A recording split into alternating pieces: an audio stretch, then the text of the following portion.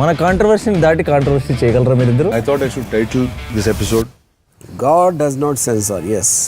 నాకు ఎందుకు సార్ బాబులు చేసేటప్పుడు ఇలాంటి మంచి కామ్ ఆఫీస్ ఎందుకు లేదు మాకు? అప్పుడు డబ్బులు లేదు. చంద్రబాబు నాయుడు గారి ఎన్నిక మే 13వ తారీఖున జరిగింది.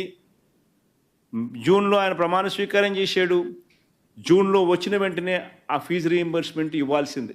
మొత్తం 4 క్వార్టర్స్కు సంబంధించిన ఫీజులు మామూలుగా వైఎస్ఆర్సీపీ ప్రభుత్వంలో ప్రతి క్వార్టర్ అయిపోయిన వెంటనే, ప్రతి 3 నెలలు అయిపోయిన వెంటనే 4వ నెలలో వెరిఫికేషన్ చేసి 5వ నెలలో ఫీజులు ఇచ్చే పరిస్థితి నుంచి ఏకంగా సంవత్సరం అయిపోయినా కూడా 4 క్వార్టర్స్ వరుసగా 4 త్రైమాసికాలకు సంబంధించిన ఫీజులు పెండింగ్లో పడిన నేపథ్యంలో వసతి దీవెనకు సంబంధించి ప్రతి ఏప్రిల్ మాసంలోనూ క్రమం తప్పకుండా వసతి దీవెన కింద పిల్లలకు తోడుగా ఉంటూ మరో 1100 కోట్ల రూపాయలు వైఎస్ఆర్సీపీ ప్రభుత్వం క్రమం తప్పకుండా ఇస్తా ఉన్న నేపథ్యంలో అది ఇవ్వని చంద్రబాబు నాయుడు గారి ప్రభుత్వాన్ని గట్టిగా నిలదీస్తూ విద్యా దీవెన, వసతి దీవెనకు సంబంధించి విద్యా దీవెన కింద 2800 కోట్ల బకాయిలు, వసతి దీవెన కింద 1100 కోట్ల రూపాయలు, మొత్తం 3900 కోట్ల రూపాయలు చంద్రబాబు నాయుడు గారిని గట్టిగా డిమాండ్ చేస్తూ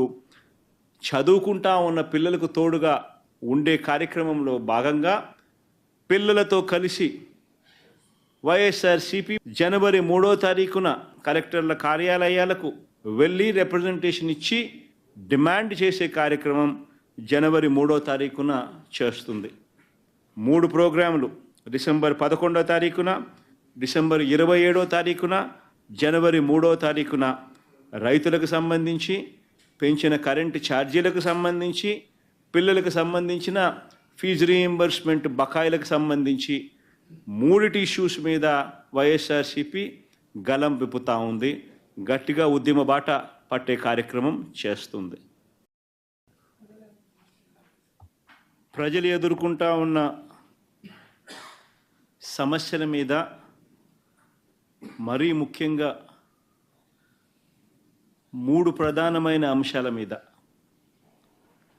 రైతుల సమస్యల మీద, కరెంటు ఛార్జీల బాదుడి మీద, పిల్లలకు చదువు సంబంధించి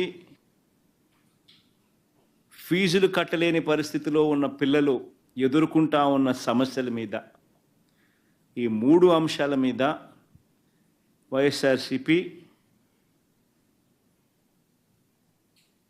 డిసెంబర్ మాసంలో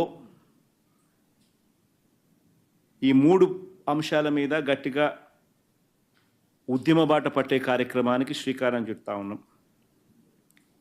ఇందులో భాగంగా డిసెంబర్ 11వ తారీఖున రాష్ట్ర వ్యాప్తంగా ఉన్న అన్ని కలెక్టర్ల అన్ని జిల్లాల్లోనూ రైతుల తరపున వైఎస్ఆర్సీపీ రైతులకు సంబంధించిన ప్రధానమైన అంశాలు, ధాన్యం సేకరణలో రైతన్నలకు జరుగుతూ ఉన్న అన్యాయాన్ని ప్రశ్నిస్తూ, ధాన్యం సేకరణలో కనీస పెట్టుబడి ధర ఖచ్చితంగా ప్రభుత్వం వైపు నుంచి వచ్చేట్టుగా ఒత్తిడి తీసుకొచ్చే దాంట్లో భాగంగా కనీస మద్దతు ధర రైతులకు ఖచ్చితంగా వచ్చేట్టుగా చేస్తూ, రైతులకు సంబంధించిన ఆ ప్రస్తావనతో పాటు పెట్టుబడి సహాయం కింద 20,000 రూపాయలు ఏదైతే రైతులకు ఇస్తామని చెప్పారో ఆ 20,000 రూపాయలకు సంబంధించి పెట్టుబడి సహాయం రాష్ట్ర ప్రభుత్వం, చంద్రబాబు నాయుడు గారి ప్రభుత్వం ఇవ్వని పరిస్థితుల నేపథ్యంలో దానిని కూడా గట్టిగా డిమాండ్ చేస్తూ,